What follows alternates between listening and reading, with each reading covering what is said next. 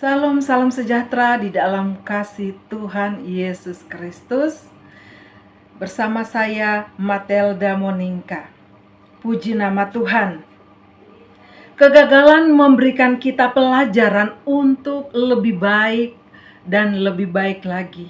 Karena kita belajar dari apa yang kita lewati dari kegagalan tersebut. Dan kita mencari Tuhan, kelak semua doa dan usaha kita akan terjawab. Dalam Ayub 17 ayat yang ke-11 berkata, umurku telah lalu, telah gagal rencana-rencanaku, cita-citaku. Ayat ini adalah dasar dari cerita Ayub, dasar dari kehidupan Ayub yang mengalami seolah-olah gagal, namun itu adalah proses yang Tuhan izinkan. Jangan pernah putus asa. Kita tidak hidup satu kali, tapi hidup tiap hari, yang sekali itu kematian. Maka selama kita masih hidup, teruslah berusaha meski gagal berkali-kali. Maju terus. Amsal 15 ayat 22 berkata, rancangan gagal kalau tidak ada pertimbangan, tetapi terlaksana kalau penasehat banyak. Saudara, kadang-kadang kita perlu gagal berkali-kali untuk meraih kejayaan, untuk meraih sesuatu yang paling penting. Sebab dari kegagalanlah kita banyak belajar membuat rancangan yang lebih baik. Iya. Yang paling sulit adalah menerima kekurangan dari diri sendiri, menerima keterbatasan. Orang yang demikian sulit untuk menerima masukan, apalagi nasihat-nasihat atau wejangan. Jadi jangan heran orang tipe seperti ini sulit meraih keberhasilan.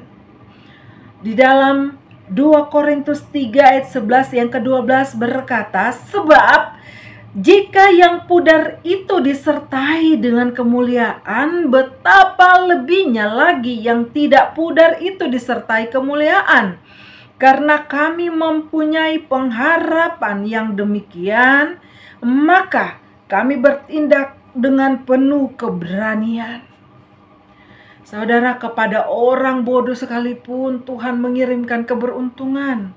Kepada orang gila sekalipun Tuhan memberikan rezeki kehidupan. Itu sebabnya kita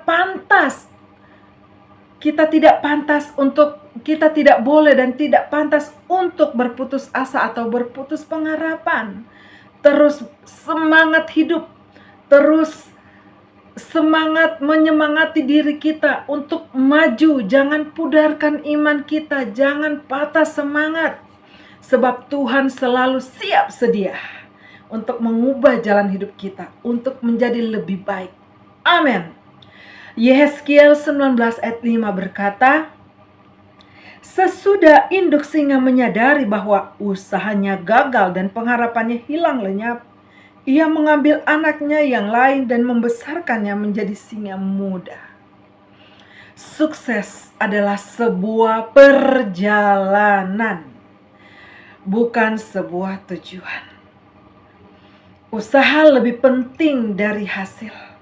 Keberuntungan akan memihak kepada orang-orang yang selalu berjuang dan berusaha dengan semangat kepada Tuhan dan mensyukuri kehidupan yang Tuhan telah anugerahi. Terus berusaha, maju terus dan semangat. Di dalam Amsal 6 ayat 6-8 berkata, hai pemalas, pergilah kepada semut, perhatikanlah lakunya dan jadilah bijak. Biarpun tidak ada pemimpinnya, pengaturnya atau penguasanya, ia menyediakan rotinya di musim panas dan mengumpulkannya makanannya pada waktu panen. Saudara, orang malas banyak galaunya. Orang malas banyak bapernya. Orang malas selalu sering merasa Mereka paling sering cemas dan putus asa. Belum lagi memulai sesuatu, sudah mengakhirinya. Dengan berkata sudah selesai, nyerah, enough, sudah tidak kuat. Allah tidak membenci orang malas, tetapi Allah mengizinkan orang rajin mengambil rezeki harusnya dari orang tersebut yang memilikinya, tetapi karena dia menyerah, itu menjadi bagian dari orang yang rajin.